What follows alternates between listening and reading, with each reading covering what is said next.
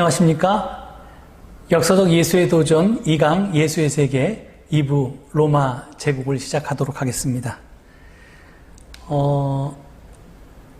앞서서 예수의 매트릭스 가운데 로마 제국은 빼놓을 수 없는 요소였습니다. 따라서 로마 제국을 모르고 예수를 안다는 것은 거의 불가능에 가깝습니다. 지금 여러분이 보고 계신 것이 로마 제국의 지도인데요. 지금 저 멀리 위쪽에 유럽 대륙이, 맨 위에 영국과 불란서, 독일까지 포함한 일부를 포함한 지역, 스페인과 포르투갈, 그 다음에 이탈리아 반도, 그리스 반도, 지금 터키가 있는 지역, 그리고 이란, 이라크가 있는 지역의 일부, 그리고 아프리카의 대륙의 일부까지도 이 지중해를 중심으로 해서 거의 이렇게 원형으로 로마는 많은 영토를 지배했습니다. 저 지중해 세계가 예수님께서 나아고 활동하셨던 그런 세계였고요. 그 세계를 로마 제국이 지배하고 있었습니다. 자, 여러분 퀴즈 하나 내겠습니다. 이 사람이 누구일까요? Divine, Son of God, God from God, Redeemer, Liberator, Lord, Savior of the world, God incarnate. 요 한국말로 되어 있는 부분 중에서 흐린 글자는 읽지 마시고요. 진하게 되어 있는 글자를 한번 보시겠습니다.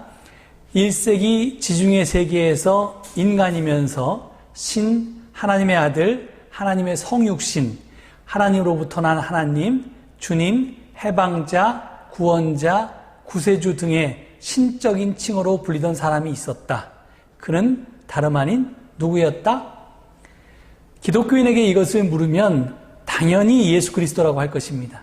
그런데 우리가 생략했던 흐린 부분을 한번 읽어볼까요?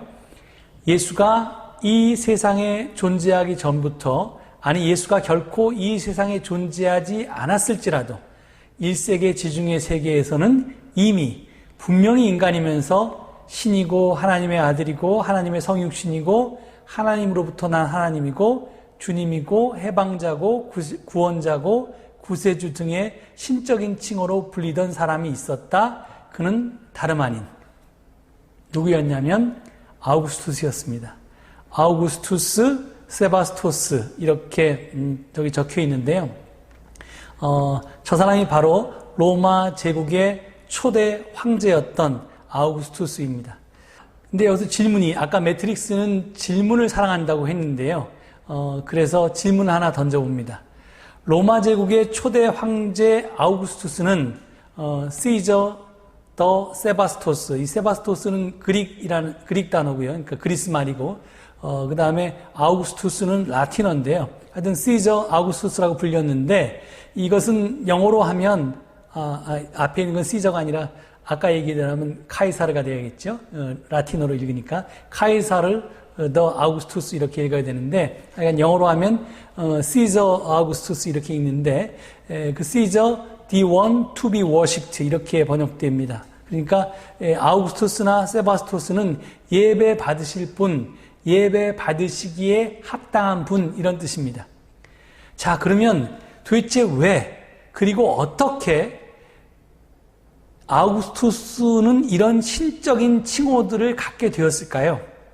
그리고 이미 아우구스투스에게 붙여지던 그 칭호들, 로마 황제를 부르던 칭호들이 왜 예수에게 주어졌을까요?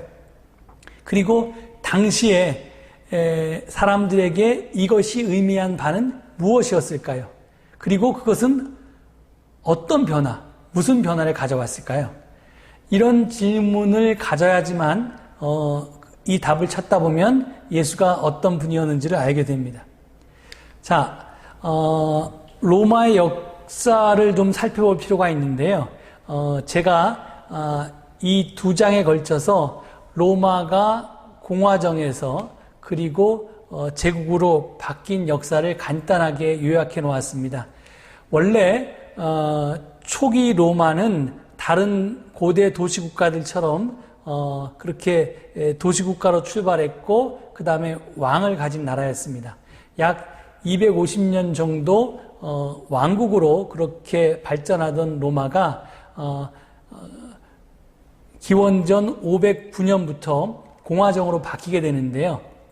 그래서 공화국으로 바뀐 이후에 거의 500년 가까운 시기 동안 로마가 공화국으로 그렇게 유지됩니다.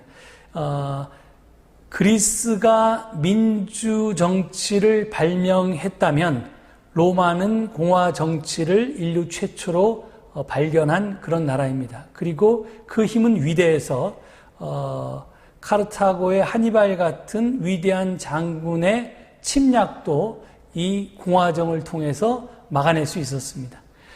그런데 나중에 이 공화정이 문제가 생기는데요. 그 이유는 이 공화정을 이끌던 집정관, 그러니까 부유한 귀족 중에서 원로원이 구성되고 그 원로원에서 1년 임기의 집정관 2명을 뽑아서 두 사람이 공동으로 통치하다가 1년 뒤에 물러나는 형식으로 그렇게 공화정은 유지가 되었는데요. 이 전쟁을 거듭하면서 영토를 확장하면서 이 집정관이었던 로마 공화국의 지도자들이 군벌이 되어버렸습니다. 그러니까 뭐냐면 전쟁을 이끌던 군사 사령관이 되고 나니까 이 사람들이 힘을 갖게 됐고 힘을 갖게 되니까 그 힘을 내려놓기가 싫어졌던 겁니다. 그러니까 열심히 농사를 지어서 재산을 모아들이는 것보다 사실은 전쟁을 통해서 다른 나라를 침략하고 다른 사람들의 재산을 빼앗아 자기 것으로 하는 것이 훨씬 더 수익이 좋았던 거지요. 그래서 유명한 군벌들은 재벌들에게, 지금으로 말하면 재벌들에게 돈을 꾸어서 군자금을 마련하고 그 군자금을 마련해서 병사들과 무기들을 사들이고 그걸 가지고 정복전쟁을 벌인 다음에 거기서 노획한 그 전리품들로 빚을 갚고 또 자기도 부자가 됐습니다. 그리고 다음에 또 전쟁을 그 돈을 가지고 또 전쟁을 하고요. 그러니까 계속해서 이제 군벌들의 힘이 점점 세지고 이렇게 세지다 보니까 결국은 군벌들이 집정관에서 물러나기를 싫어했고 결국은 그것이 내전의 원인이 됩니다. 내전이 3번 있었는데요. 첫 번째 내전은 폼페이우스와 카이사르 사이의 내전이었습니다. 이 내전에서 시저가 승리하죠. 그리고 이 카이사르가 내전에서 승리한 이후에 이제 종신 집정관, 그걸 독재관이라고 하는데 둘이 아니라 이제 집정관 2명에서 1명으로 비상시에는 1명이 다스렸는데 그걸 독재관이라고 하는데 독재관의 임기도 당연히 1년이었는데 이 카이사르는 그 임기를 무한대로 늘려서 소위 종신 독재관으로 등극을 합니다. 그런데 사람들이 원로원 회원들이 그를 암살하죠. 그래서 이제 권좌에서 물러나게 되는데 그래서 카이사르를 암살하는 측에 섰던 이 브루투스와 카시우스가 한편이 되고 그 다음에 이 카이사르의 부관이었던 안토니우스와 또 카이사르의 친척이었던 옥타비누스가 한편에 서서 2차 내전이 일어납니다. 이 전쟁에서는 카이사르 쪽이 또 승리를 합니다. 그래서 안토니우스와 옥타비우스가 승리를 하는데요. 이제 마지막 3차 내전으로 이어지는데 3차 내전은 또 안토니우스와 옥타비우스 사이의 전쟁이었습니다. 그런 이야기가 이 로마 공화정과 그 다음에 공화정 뒤에 제국으로 가는 이야기에 제가 2페이지에 걸쳐서 정리해 놓았으니까 한번 읽어보시면 여러분이 옛날 로마 제국에 대해서 공부했던 내용이 다시 생각나실 것입니다. 자, 안토니우스와 옥타비우스 사이의 마지막 전쟁은 그 유명한 악티움 해전이었습니다.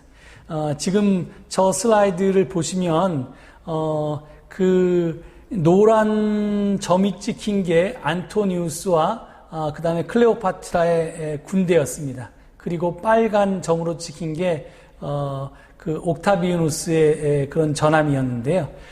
저기 악티움이라고 하는 이 만이죠. 천의 요소, 저기 보면 까만 것이 바다인데 이 바다 안쪽에 바닷물이 이쪽 육지 쪽으로 들어와 있는데 거기 만을 형성하고 있는데 이 자연적인 항구니까 저기에 바다나 파도나 이런 것에 걱정 없이 저기에 안전하게 정박할 수 있었습니다. 그런데 숨기도 좋고 안전하기도 했는데 자연으로부터 적으로부터 둘 다 안전했는데 문제는 저곳이 습지가 많았습니다. 습지가 많으면 당연히 모기가 많았고요. 그래서 저기에 모여있던 많은 안토니우스의 군사들이 모기에 물려서 말라리아에 걸리고 그 말라리아 때문에 많은 병사들이 희생당했습니다. 그래서 더 이상 저기서 머물러 있을 수가 없어서 결국은 배를 몰고 바닷가로 나왔습니다. 그 바닷가는 이제 옥타비우스가 진을 치고 나오기를 기다렸는데요. 그래서 당연히 저 전투에서 처음에는 수적으로 훨씬 우세했던 안토니우스의 군대가 전염병으로 많이 죽은 다음에 사기가 꺾인 다음에 바닷가로 나와서 악티움 해전을 벌였을 때 결국은 참패하고 맙니다.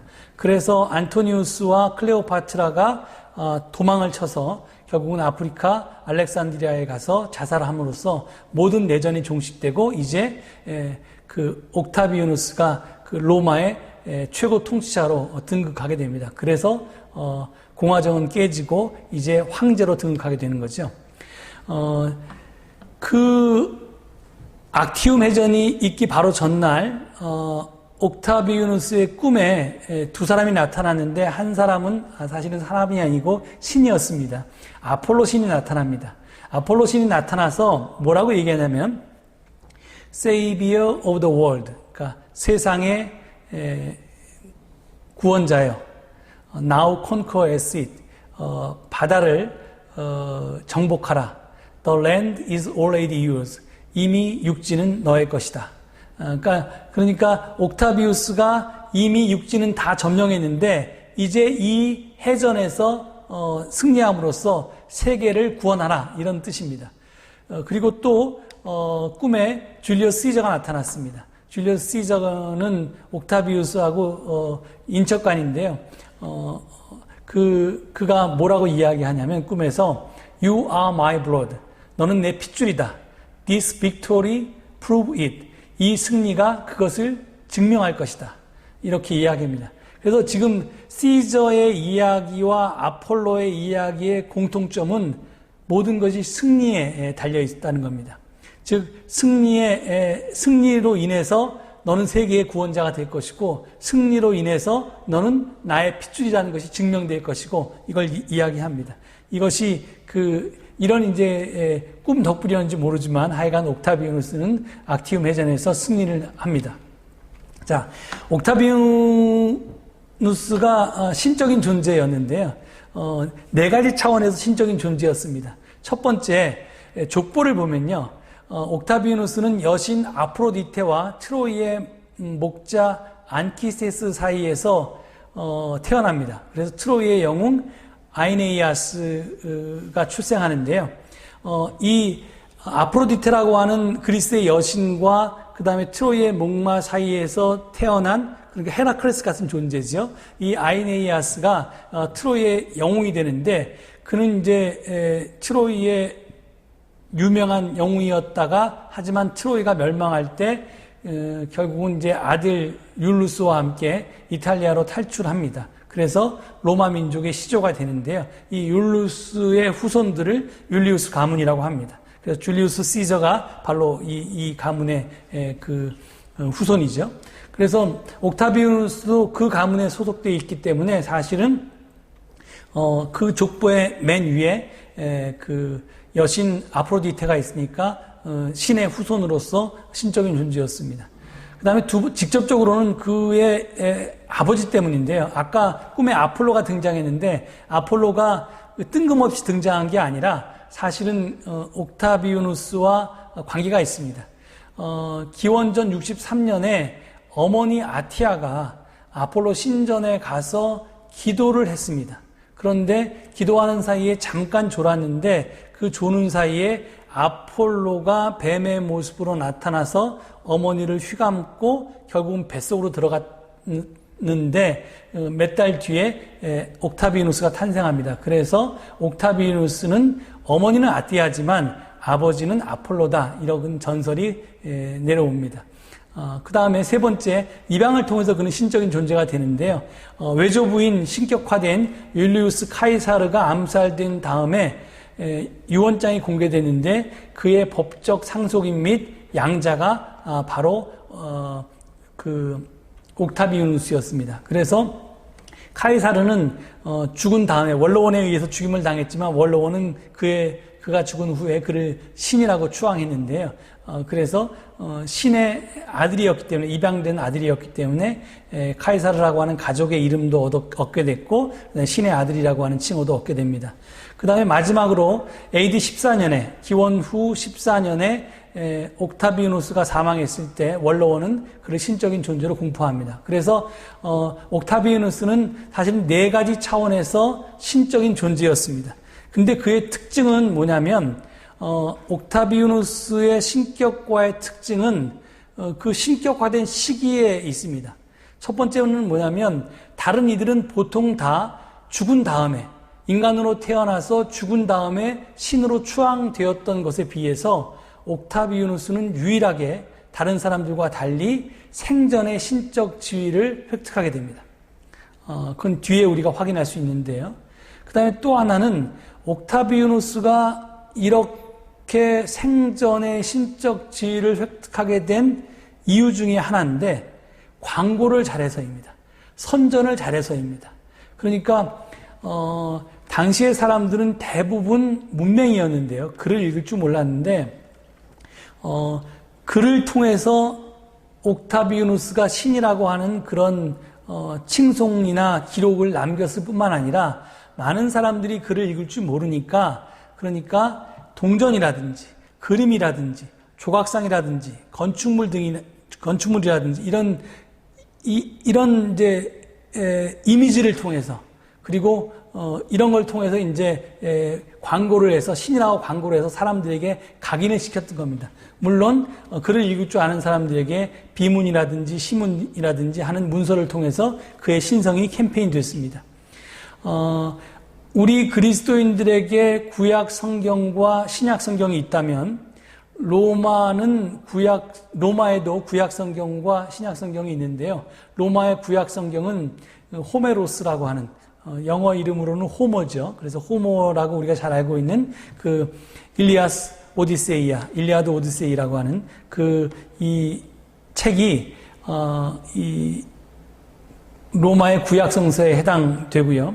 그 다음에 신약 성서는 베르길리우스라고 하는 사람이 쓴 아이네이스라고 하는 그런 이제 책인데, 그 아이네이스라고 하는 책에서 베르길리우스는 이 트로이의 영웅들이 나중에 어떻게 되는가에 대한 이야기를 쓰고 있는데요. 여기서 베르길리우스는 로마의 네 가지 운명을 극적으로 표현하고 있습니다. 첫 번째는 천명을 받습니다. 하늘의 영을 받습니다. 그래서 그 트로이의 후손인 로마인들, 라틴 사람들이 영원한 제국을 이룰 것이다. 그 다음에 그 혈통도 아까 얘기한 것처럼 그 트로이의 후손이라고 하는, 그 다음에 이제 그 신의 혈통을 이어받은 그 사람들이 이탈리아로 피신해서 뭐 이렇게 그 혈통을 이어갈 것이다라는 이야기도 하고요. 그 다음에 예언자적인 약속을 하는데 그것이 단순하게 뭐 트로이라고 하는 도시나 그리스 반도나 로마, 이탈리아 반도를 점령하는 것이 아니라 세계를 지배할 것이다라고 하는 예언자의 약속을 받습니다. 그리고 거룩한 승리를 거두게 될 것이라고 하는데, 악티움 해전에 대해서 설명을 하기로 문명화된 서양의 신들과 야만적인 동양의 신들과의 투쟁이라고 이렇게 묘사되어 있는데요. 그 이유는 그 1차, 2차, 3차 내전에서 실패한 쪽은 언제나 로마 제국이 통치하던 넓은 유럽과 아시아와 아프리카 이 여러 대륙에 걸쳐서 지중해 연안의 나라들을 그 로마 제국이 통치했는데, 그 중에서 승리한 쪽은 유럽 쪽을 점령했던 그런 군벌들이었고요. 패배한 쪽은 아시아와 아프리카 쪽을 지배하고 있던 군벌들이었는데요. 그렇기 때문에 이 유럽의 문명화된 신들이 야만적인 동양의 신들과 맞서서 승리했다. 특별히 마지막 악티움 해전 때 안토니우스가 클레오파트라하고 손잡아서 안토니우스는 시리아 쪽을 점령한 아시아 대륙을 점령하고 있었고, 그 다음에 클레오파트라는 이제 이집트, 그러니까 아프리카 대륙을 제국의 이제 대표자였으니까, 그렇게 동양과 아프리카의 미개한 신들을 서양의 신인 옥타비아누스가 제압했다, 이런 식의 그 내용이 있습니다. 그래서 그 옥타비아누스는 사전에 죽기 전에 신으로 추앙됐다. 그 다음에 여러 가지 캠페인을 통해서 신격화 작업이 진행됐다. 그리고 그 최고봉에는 사실은 로마의 신약성서라고 할 수 있는 아이네이스에 의해서 그의 운명과 그의 사명 같은 것이 소개되었다 하는 그런 이야기를 드립니다. 그래서 여러분들이 그 선전물 중에서 하나를 제가 지금 보여드리는데요. 이것이 그 악티움 해전에서 승리한 이후에 발행된 은전입니다. 이 은전이 굉장히 소박한데요. 그렇지만 굉장히 아름답습니다.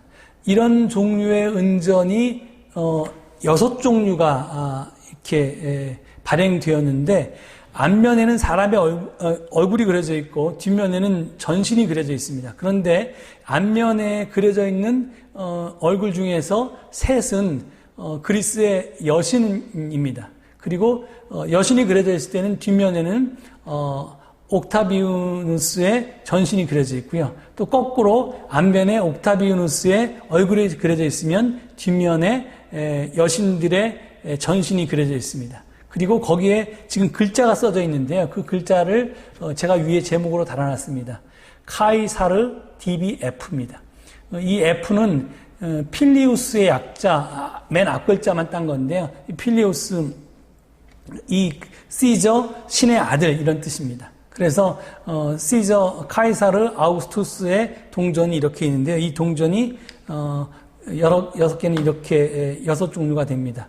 거기 보면 앞에 있는 여신은 세 여신인데요. 팍스, 아프로디테, 그리고 빅토리아입니다. 아프로디테는 우리에게 비너스라고 많이 알려져 있는데, 그러니까 미의 여신이면서 전쟁의 여신이고 지혜의 여신이고 한 겁니다. 그러니까 평화의 여신, 미의 여신, 승리의 여신의 얼굴이 있거나, 그 다음에 뒤에 옥타비아누스의 전신이 있거나, 거꾸로 옥타비아누스의 얼굴이 있고 뒤에 여신의 전신이 있는데, 이것들은 다 그 메시지를 갖고 있습니다.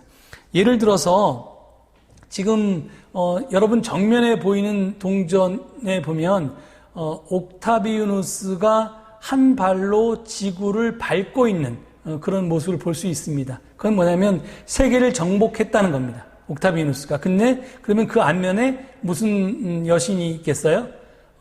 승리의 여신의 그 그림이 있는 겁니다. 얼굴이 있는 겁니다. 그리고 이 동전을 매일매일 사용하는, 이게 데나리온인데요. 그러니까 노동자가 하루 일하면 딱 받는 품삯 한 데나리온의 은전이 바로 이것이었는데, 이 동전을 매일매일 사용하면서 사람들은 뭐라고 생각하냐면 앞면도 신이고 뒷면도 신이다, 이렇게 메시지를 받는 겁니다. 그러니까 예를 들어서 빅토리아도 신이고 아우구스투스도 신이다. 둘은 똑같은 신이다. 이렇게 소위 캠페인을 받으면서 자연스럽게 아우구스투스를 신으로 섬기게 됩니다. 이런 식의 것들이 여러 개인데요. 지금 젬마 아우구스티아 까메오라고 하는 것이 소개되어 있는데, 이것이 한 박물관에 있는데, 이거 비슷한 것들이 여러 개 있는데요. 밑에 있는 모습은 전쟁과 승리의 모습이 그려져 있고요. 위쪽에는 지금 평화로운 모습이 그려져 있는데, 이 대부분의 조각되어 있는, 위쪽에 조각되어 있는 인물들은 사실은 신들이고요. 그 중에 이제 로마의 황제가 끼어 있습니다. 그러니까 신들과 같이 같은 대열에 있으니까 결국은 로마의 황제도 신이란 뜻이겠죠. 저런 식으로 미술품을 통해서 저들은 로마 황제가 신이라고 하는 것을 캠페인합니다. 또 이것은 이제 프리마 포타 조각상인데요. 이 프리마 포타라고 하는 로마에서 얼마 떨어지지 않은 지역에 있는 그 도시에서 발견된 아우구스투스의 젊었을 때의 모습인데요. 지금 한쪽 손을 이렇게 들고 있는데 그 손에는 사실은 그러니까 창 같은 그것이 들려져 있었는데 그 창이 아니라 사실은 깃대였는데요. 로마의 군단이 적에게 빼앗겼던 깃대를 다시 승리를 통해서 빼앗아 온 다음에 그것을 축하하면서 그 깃발을 들고 있는 모습을 조각한 겁니다. 그리고 그 이야기가 지금 여러분에겐 잘 안 보이겠지만 그 아우구스투스가 입고 있는 이 갑옷의 앞쪽에 조각되어 있습니다. 그리고 그 밑에 다리에 매달려 있는 게 아마 상어를 타고 있는 큐피트인데요. 비너스, 아프로디테의 아들이고 그 아버지는 전쟁의 신 마루스죠. 그래서 이제 신의